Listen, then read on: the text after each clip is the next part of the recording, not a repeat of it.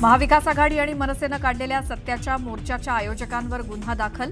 भाजपच्या मूक आंदोलनावरती गुन्हा का दाखल केला नाही, विरोधकांचा सवाल।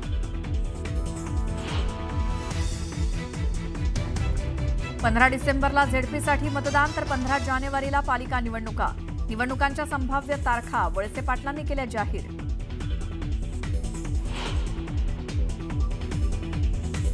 शिवसैनिकांना त्रास दिल्यास सहन करणार नाही, शंभूराज देसाईंचा शिवेंद्रराजेंना थेट इशारा। मतभेद दूर करण्याचं नेत्यांसमोर आव्हान।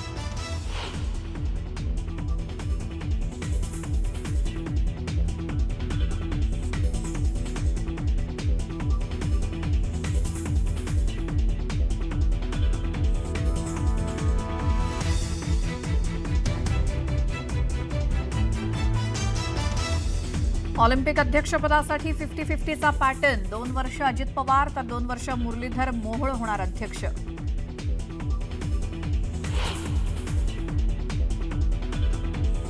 शिरूरच्या पिंपरखेडमध्ये बिबट्याच्या हल्ल्यात लहान मुलाचा मृत्यू।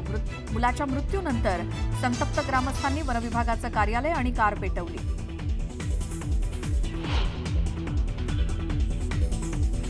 कोंढव्यातील गणेश काळे खून प्रकरणातील 3 आरोपींना 7 नोव्हेंबरपर्यंत पोलीस कोठडी। हत्येचा बदला घेण्यासाठी खून केल्याचं समोर।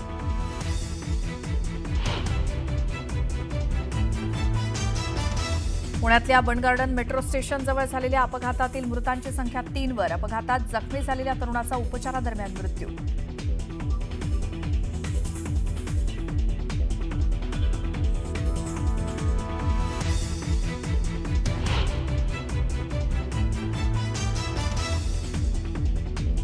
वॉशिंग्टन सुंदरच्या नाबाद 49 धावांच्या जोरावर ऑस्ट्रेलियावर दणदणीत विजय। अर्शदीपची निर्णायक गोलंदाजी।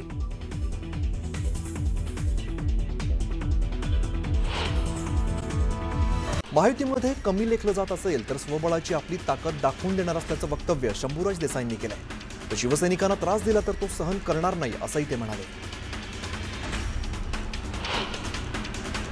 माजी गृहमंत्री दिलीप वळसे पाटील यांनी नगरपालिका, जिल्हा परिषद, पंचायत समिती आणि महानगरपालिका निवडणुकांच्या संभाव्य तारखा जाहीर करत कार्यकर्त्यांना लगेच कामाला लागण्याच्या सूचना दिल्या। 5 नोव्हेंबरला निवडणुका जाहीर होऊन 30 जानेवारीला सर्व निवडणुका पूर्ण होतील असं दिलीप वळसे पाटील म्हणाले।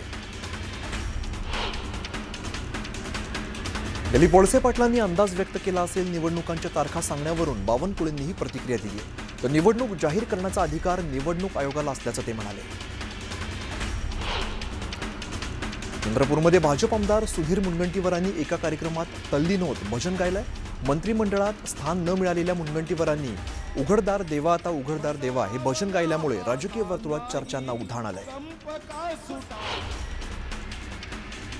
जालन्यातील खासदार कल्याण काळेंचे कार्यक्रम उधळून लावण्याचं वक्तव्य कैलास गोरंट्याल यांनी केलंय। कल्याण काळेंनी गायी कापणाऱ्यांचं समर्थन केल्याचा निषेध नोंदवत त्यांनी कार्यकर्त्यांना आदेश दिले। जालन्यातील स्वातंत्र्यवीर सावरकर चौकात काँग्रेसचे खासदार कल्याण काळेंच्या पुतळ्याला जोडे मारत आंदोलन करण्यात आलं। गायी कत्तलीच्या व्हायरल व्हिडिओवरती खासदार काळेंनी केलेल्या वक्तव्याविरोधात हिंदुत्ववादी संघटनांनी काळेंचा निषेध केला। मुंबईत काल मविया आणि मनसेच्या सत्याचा मोर्चा परवानगी नसताना काढणं आयोजकांना भोवलंय। मोर्चाच्या आयोजकांवरती मुंबई पोलिसांकडून गुन्हा दाखल करण्यात आलाय। प्रतिबंधात्मक आदेशांचं उल्लंघन केल्याचा ठपका ठेवण्यात आलाय। बिहार राज्याच्या निवडणुकीत 30% मतं मिळवून भाजप सत्तेत येईल। बिहारमध्येही मतचोरीचा फटका बसणार असा दावा शरद पवार पक्षाचे आमदार उत्तम जानकर यांनी केलाय। भाजपचे उमेदवार 10,000च्या फरकाने निवडून येतील असंही जानकर म्हणाले। पराभव दिसत असल्याने विरोधकांकडून नकारात्मकता पसरवण्याचा केविलवाणा प्रयत्न सुरू असं वक्तव्य करत मंत्री दादा भुसेंनी कालच्या मोर्चावरती जोरदार टीका केली आहे। उद्धव ठाकरे 5 नोव्हेंबर ते 8 नोव्हेंबर या काळामध्ये धाराशिवसह मराठवाडा दौरा करणार आहेत। अतिवृष्टीने नुकसान झालेल्या भागात जाऊन शेतकऱ्यांशी संवाद साधणार आहेत। सरकारने जाहीर केलेली प्रत्यक्ष मदत मिळाली की नाही याचा आढावा सुद्धा घेतला जाणार आहे। नगर मनमाड महामार्गाच्या रखडलेल्या कामावरून सुजय विखेंनी निलेश लंकेंवरती टीका केली आहे। ज्यांनी रस्त्यासाठी उपोषण केलं त्यावरती मतं मिळवली त्यांनीच याचं योग्य उत्तर द्यायला हवं असं म्हणत विखेंनी लंकेंवरती निशाणा साधलाय।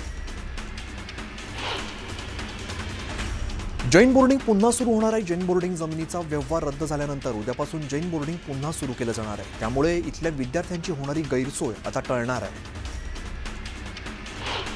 आदिवासी विकास महामंडळाच्या संचालकपदी आमदार केवलराम काळे यांची बिनविरोध निवड झाली आहे. केवलराम काळे चौथ्यांदा संचालक पदाचा कारभार सांभाळणार आहेत. दरम्यान त्यांचं जोरदार अभिनंदन करण्यात येतं.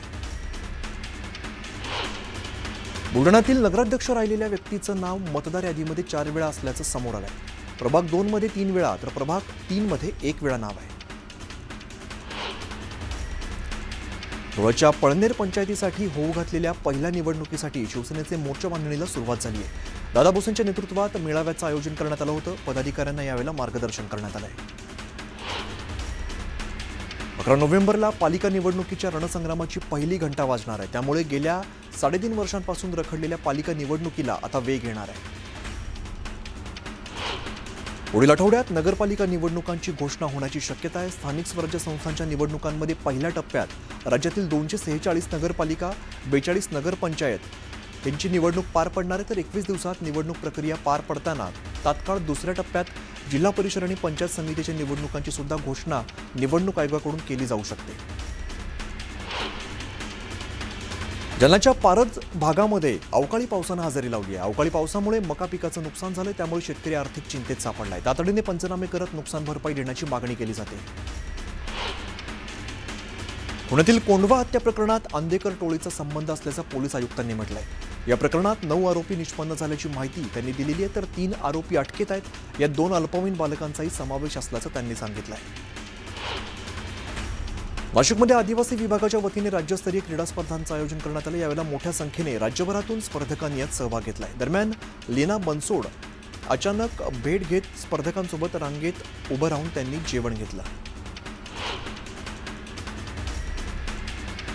बुलढाण्यातील जगप्रसिद्ध लोणार सरोवरात मृत मासे आढळून आलेले आहेत. लोणार सरोवरात मोठ्या प्रमाणात सांडपाण्याचा विसर्ग होत असल्यामुळे जैवविविधता धोक्यात आल्याची चर्चा आहे. शेतकऱ्यांच्या कर्जमाफीसाठी अमरावतीमधील तळेगाव दशासर या ठिकाणी काँग्रेसने रास्तारोको आंदोलन केलंय. काँग्रेस कार्यकर्त्यांनी नागपूर संभाजीनगर महामार्ग अडवत कर्जमाफी जाहीर करण्याची मागणी केली आहे. त्यामुळे महामार्ग वाहनांच्या लांबच लांब रांगा लागल्या होत्या.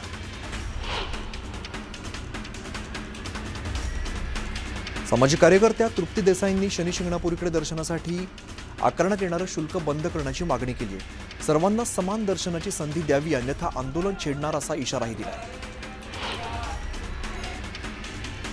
खालापूरमधील सासगावात एकादशी निमित्ताने भाविकांनी विठुरायाच्या दर्शनासाठी मोठी गर्दी केली. रायगड जिल्ह्याच्या विविध ठिकाणाहून दिंड्या सासगावामध्ये येत असतात. रुक्मिणी मातेची विधिवत पूजा सुद्धा करण्यात आली. देहूनगरी विठ्ठलमय झाली आहे. पंढरपूरच्या एकादशीप्रमाणेच देहूमध्ये सुद्धा वैष्णवांची अप्रतिम मांदियाळी अनुभवायला मिळाली. सर्वत्र ज्ञानोबा तुकारामांचा जयघोष, टाळ मृदुंगांचा निनाद आणि हरिनामाचा गजर दुमदुमतोय. जळगावात कार्तिकी एकादशी निमित्ताने विठ्ठल मंदिरात भाविकांनी दर्शनासाठी गर्दी केली. गरताड या ठिकाणी विठ्ठल मंदिरात विठुरायाच्या आरतीचा मान गावातील भगवान पाटील आणि संजूबाई पाटील या दाम्पत्याला देण्यात आला आहे.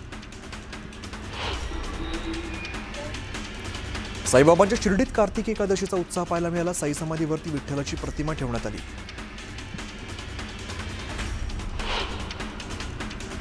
रायगडमध्ये कार्तिकी एकादशी निमित्ताने पालखी सोहळ्याचं आयोजन करण्यात आलं. यावेळेला मंदिर भोवताली कोस प्रदक्षिणा भाविकांचं आकर्षण ठरते. दरम्यान सकाळपासूनच भाविकांनी गर्दी केली आहे. मराठा आंदोलक मनोज जरांगे यांनी शनिवारी संध्याकाळी फलटणमध्ये आत्महत्या केलेल्या महिला डॉक्टरच्या कुटुंबियांची बीडमधील वडवणी या ठिकाणी घरी जाऊन सांत्वनपर भेट घेतली. यावेळी जरांगेंनी मुख्यमंत्री फडणवीसांचे OSD, उपमुख्यमंत्री एकनाथ शिंदे आणि गृहराज्यमंत्री योगेश कदम यांच्याशी फोनवरून संवाद साधला आणि तात्काळ SIT गठीत करण्याची मागणी केली आहे. लासलगाव बाजार समितीमध्ये सुमारे 800 कोटींहून अधिकची उलाढाल झाली आहे. बाजार समितीला 21 कोटींपेक्षा जास्त उत्पन्न प्राप्त झालं. सचिव नरेंद्र वाढवणे यांनी बाजार समितीच्या वार्षिक सभेत ही माहिती दिली आहे. अहिल्यानगरच्या कोल्हार गोटी मार्गावरती शेतकऱ्यांनी अजित पवारांच्या वक्तव्याविरोधात रास्तारोको आंदोलन केलंय. त्यामुळे 1.5 तास वाहतूक विस्कळीत झाली होती. सारखं फुकट, सारखं माफ कशाला हवं असं वक्तव्य अजित पवारांनी केलं होतं.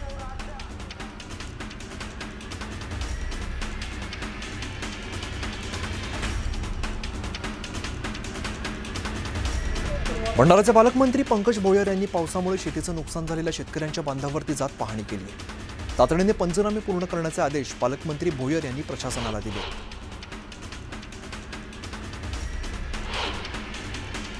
सिंधुदुर्गच्या दोडामार्ग तालुक्यातील तिलारी धरणातील पाणीसाठा 100% पोहोचला। यामुळे प्रशासनाने तिलारी नदीकाठच्या नागरिकांना सतर्कतेचा इशारा दिला आहे। बुलढाण्याच्या अनेक गावांमध्ये पावसानं कहर केलाय। शेतकऱ्यांनी काढून ठेवलेला मका पावसानं भिजलाय तर सोयाबीन मातीमोल झालाय। शेतकऱ्यांना तातडीची मदत जाहीर करा अशी मागणी शेतकऱ्यांनी केली आहे। जळगावच्या बोदवड जामनेर तालुक्यात जोरदार पाऊस कोसळला। शेतात पाणी शिरल्यामुळे मका ज्वारीला मोठा फटका बसलाय। अनेकांच्या घरामध्ये सुद्धा पाणी शिरलंय। पुणे महानगरपालिकेच्या विरोधात नागरिक आक्रमक झालेत। कामं होत नसल्यामुळे थेट मुळामुठा नदी पात्रात उतरत नागरिकांनी आंदोलन केलंय। महापालिकेच्या विरोधात स्थानिक नागरिकांनी घोषणाबाजी केली आहे। अहिल्यानगर जिल्ह्यातील प्रवरानगरमध्ये बिबट्याचा मुक्त संचार पाहायला मिळाला। गणेश शेट्टी यांच्या वस्तीवरती बिबट्याने कुत्र्यावरती हल्ला करत त्याची शिकार केल्याची घटना सीसीटीव्हीत कैद झाली आहे। आळंदीत माऊलींच्या संजीवन समाधी सोहळ्याची जोरदार तयारी करण्यात येते। यंदा हा सोहळा 12 ते 20 नोव्हेंबर दरम्यान पार पडतोय। आळंदी नगर परिषद आणि आळंदी देवस्थानच्या वतीने बैठक घेत यात्रेदरम्यान भाविकांना आवश्यक सोयी सुविधा पुरवण्यासंदर्भात चर्चा झाली। कार्तिकी एकादशीच्या पावन पर्वानिमित्ताने गोंदिया शहर आणि ग्रामीण परिसरात तुळशी विवाह सोहळ्यासाठी उत्साहपूर्ण वातावरण पाहायला मिळत आहे। तुळशी विवाहासाठी बाजारपेठेमध्ये ऊस खरेदीसाठी नागरिकांची लगबग बघायला मिळते। नंदुरबार जिल्ह्यातील हळदाणी ग्रामपंचायतचं विभाजन करत ढोरपाडात ही ग्रामपंचायत कार्यालयाची मागणी नागरिकांनी केली आहे। मागणी पूर्ण न केल्यास आगामी निवडणुकीवरती बहिष्कार घालण्याचा इशारा देण्यात आला आहे। कोकणात सीगल पक्ष्यांचं आगमन झालंय। आकाशात पांढऱ्या रंगाचे थवे उमटत आहेत। थंडीची चाहूल लागताच पक्ष्यांचं आगमन झालंय। नंदुरबार जिल्ह्यात आदिवासी कोकणी समाजाचा पारंपरिक डोंगऱ्या देव या उत्सवाचं आयोजन करण्यात आलेलं आहे। यावेळेला मोठ्या संख्येने नागरिकांनी यामध्ये सहभाग घेतला। सकाळपासूनच गावोगावातून ढोल ताशांचा निनाद, पारंपरिक पोशाखातील महिला पुरुष आणि देवदर्शनासाठी आलेल्या भक्तांच्या गर्दीने वातावरण मंगलमय झालं। रत्नागिरीच्या हरणे राजवाडीत एका वृद्ध व्यक्तीने गळफास घेऊन जीवन संपवलं। 40 लाखांच्या व्यवहारातून दोघांवरती मानसिक छळ असल्याचा आरोप करण्यात आलाय। या प्रकरणी पोलिसांनी दोघांनाही अटक केली आहे। जळगाव जिल्हा बँक नोकर भरती ऑनलाईन पद्धतीने होणार आहे। शासनानं नवा आदेश काढल्यामुळे संचालकांच्या मनमानीला आळा बसणार आहे। स्थानिक उमेदवारांसाठी 70% जागा राखीव ठेवण्यात आल्या। मनमाड मुंबई पंचवटी एक्सप्रेस 50 वर्षांची झालेली असून रेल्वे कर्मचारी आणि प्रवाशांनी रेल्वेचा वाढदिवस जल्लोषात साजरा केला। यावेळेला केक कापून सेलिब्रेशन देखील करण्यात आलंय।